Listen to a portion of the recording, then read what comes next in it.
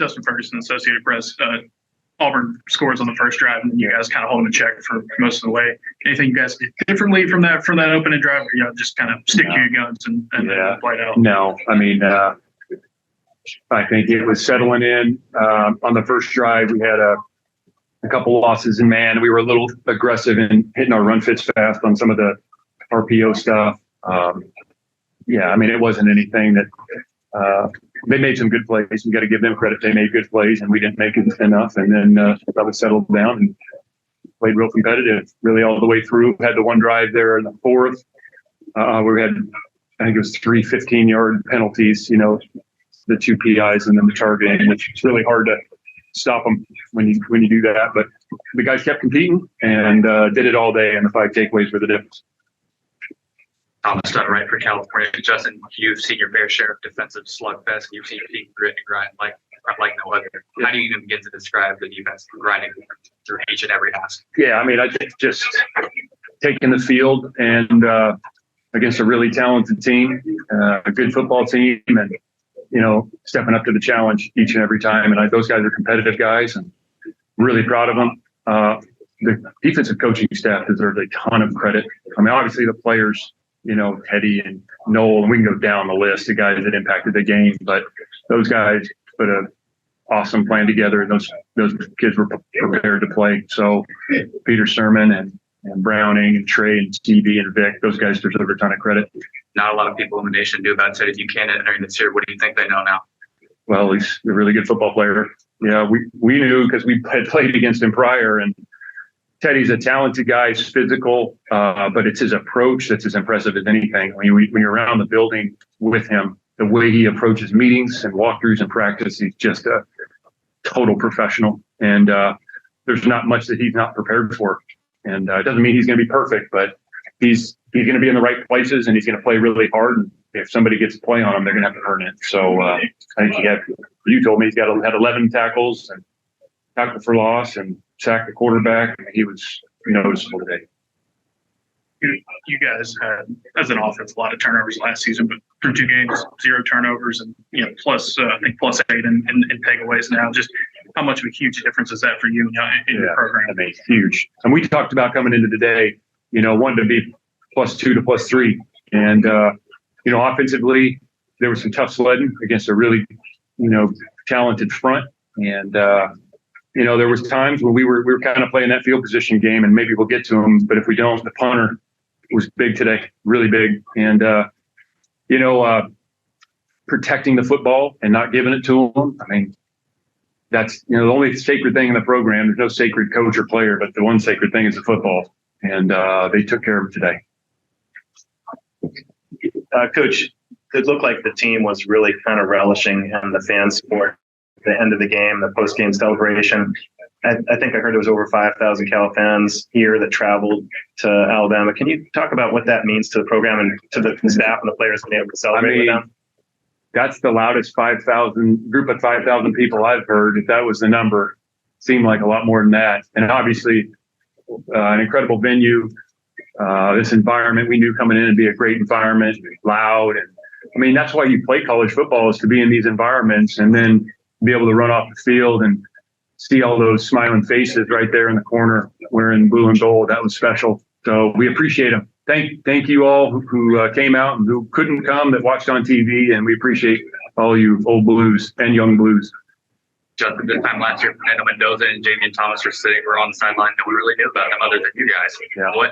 What type of growth have they shown you both as players and as people, and what they did today? Yeah, and it's just kind of the part of that process is sometimes you just need an opportunity, and both those guys will expect to continue to grow and get better. But I think the number one thing that shows up in environments like this, when maybe practice it's not as clear, is when they get in these competitive environments, when the lights are on and there's 80,000 out there and it's loud. And, some guys, it's just like that gives them energy, and they love that. And I think those two guys are like that.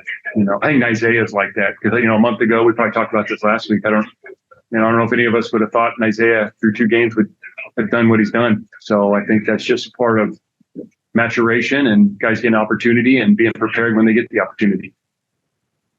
there any other questions in the room? Quick question, Coach. Doug Parrish, football, organically. I lost my voice from Cherry.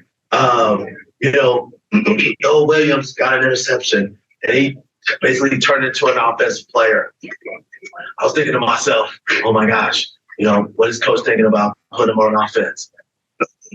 Yeah, I think Noel's playing pretty good defense right now. We'll keep him there for right now. We also had him back there on the long field goal. You may have seen that right at the end of the half, and that's another opportunity for Noel to get it. Kick return, he gets the opportunity there. But I think for right now, he's getting enough run playing on defense. We'll keep him there. He's doing a really good job. He's playing really well.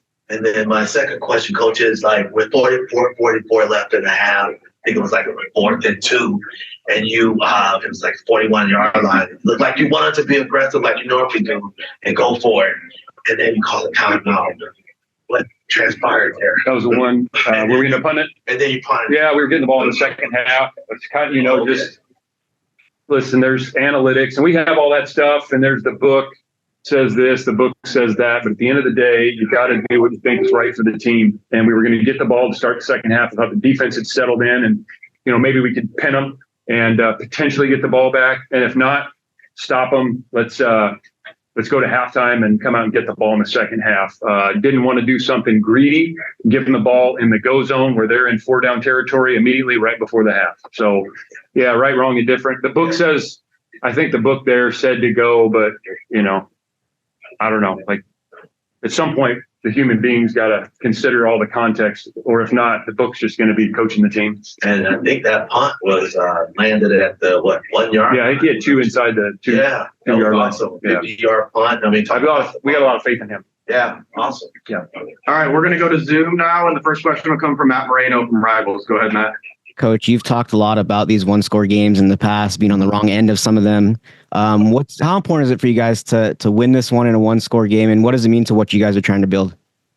Well, I think, like I said before, it builds confidence, because there's really no way to build confidence without demonstrated performance. I mean, I think you can prepare the best you can, but to truly be a confident player, you got to go out and demonstrate it. And I thought the guys did that. It validates the work they put in the meetings and the walkthroughs, all the things we're asking them to do.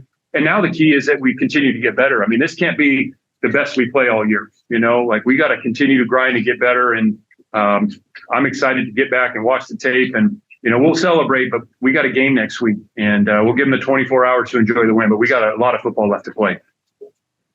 Next question will come from Jeff Parado from Cal Bears on SI. Justin, can you tell us how Fernando is doing? It looked like he tweaked his knee and came out for a little bit, and then he went back at the end. Also, I'm wondering how Jaden was today. Was it just them stacking their defense to stop your run, or was he just not his full self right now?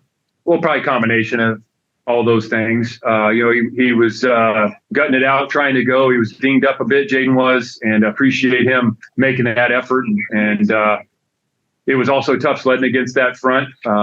They're really talented in that group and made it hard on us. And Fernando, after the game, he was bouncing around like he usually does, and he had kind of a similar type thing happen in the bowl game, and kind of everybody holds their breath, and then he bounces up off the ground. So we'll hopefully get some great news, but he seemed fine post game. You talk about the first half. He played 19 for 21, and they obviously started bringing a lot more pressure. But in the first half, he was nearly perfect. I think one of the 2 incompletions was thrown away. Yeah, it was. I mean, that's really good. 19 to 21. I mean, when you complete the ball to our team, like, the chains are going to move, and we kept the ball. Didn't mean we score every time, but man, he had the 2 touchdowns in Isaiah. We moved the chains. We were on the field a lot more. I think at the end of the game today, we were, in terms of the play count, we had 13 more than they did, and I think the time of possession was almost 10 minutes. That's a big deal in a game like this. What a heck of a half. I mean, he really did. He played. He was really calm, and I thought he was going through his progressions well. He was really good on the sideline, just communicating. So I thought he did a heck of a job. Is the quarterback competition kind of over? Well, he obviously did a great job today. I think what we're doing right now is enjoying this win. I also think Chandler came in and gave us a really valuable couple reps there. Wish we could have got him one more shot on that around play, but he had a huge first down for us. So I really like the quarterback room, but I think obviously Fernando, especially in the first half, did a heck of a job. And then we'll be able to look at the tape as an offense, quarterbacks, running backs, O-line, receivers, and see what we can do better in the second half. Thanks. We'll go to Jake Curtis from Cal Bears on SI.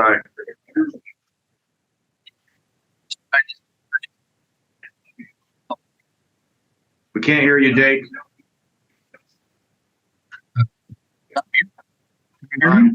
Joaquin Ruiz from the Daily Cal. Go ahead, Joaquin. Hey, Coach, you guys had 11 penalties for 77 yards. You're playing in a hostile SEC environment, 88,000. How do you guys, what do you say to your team to overcome that and ultimately pull out the win? Well, we got to be better pre-snap. Number one, we have to be better pre-snap. There's penalties happen in a game, especially when you're playing a really talented roster with hand placement and guys pulling away from you. Like, penalties come up. We want to try to eliminate them as much as we can, but we got to get rid of the pre-snap stuff. And we practiced a lot with silent count and some clap, and we did not do a good enough job on offense managing the pre-snap stuff. So that'll be one area we can definitely make big strides. On defense, the PIs, those were tough, and then the targeting call, all three of them on one drive, that was difficult. So obviously we have to continue to coach the players and use great technique so we can play aggressive without getting penalties. And then one more, you talk about penalties and those being frustrating, but on the other end, you have countless timely plays today. Can you talk about how big those are in a road environment? Yeah, it's just going to take a while because there were so many big plays. Like, there's going to be ones that are obvious. The interceptions are obvious. And then there's going to be plays in a drive on offense that might not jump out to you, but if we don't make that play, we don't have a chance to end up scoring, So the punter is another one, like the punt team and downing the ball. Like, there's just so many of them. If you want to talk about a couple, I'm more than happy to, but it's going to be hard for me to go through them all. All right, we'll wrap this up with the last question in the room here from Thomas. Justin, I know you said earlier in the week you were hopeful that Keon and Tobias were going to be able to suit up. How close were they to suiting up? And week to week right now. It's unfortunate. We've had a number of injuries on the offense. The two wideouts, two low linemen, Jaden. So I'm really proud of the way the guys have stepped up, especially in a tough environment like this. And we're going to need those guys to get back as soon as possible. You want to get your team as healthy as possible, and they're starters for a reason. But again, it gives guys an opportunity. I don't know if Isaiah Hunter, if we know exactly where he would be without, those opportunities got. So I guess that's the bittersweet part of it. But we need to get those guys back, and that way we can continue to be more and more productive on offense. But I thought today, all in all, just a team victory. Offense did what they had to do, special teams, and then the defense, obviously, with the takeaways. That was the difference.